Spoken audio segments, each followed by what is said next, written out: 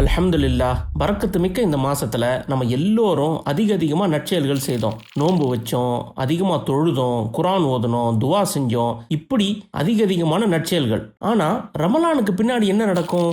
விலங்கிடப்பட்டிருந்த ஷைத்தான்கள் திரும்ப வந்துருவாங்க.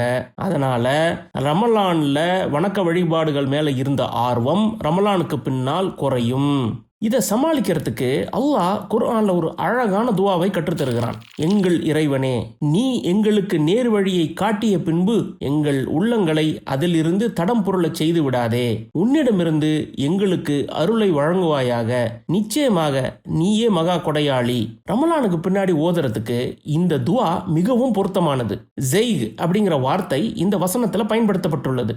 இதனுடைய பொருள் நேர் வழியிலிருந்து விலகி செல்வது. நேர் வழியிலிருந்து விலகி செல்றதுங்கிறது உடனே நடக்காதுங்க, கொஞ்சம் கொஞ்சமா தான் நடக்கும். ரமலானுக்கு பின்னாடி பலருக்கு இதே தான் நடக்குது.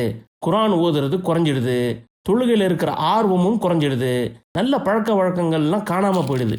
இப்படிதான் ஈமான் பலகீனமாக தொடங்குகிறது. அதனால இந்த அற்புதமான துவாவை ஒவ்வொரு நாளும் உங்களால் முடிஞ்சவரை ஓதிக்கொண்டே இருங்கள்.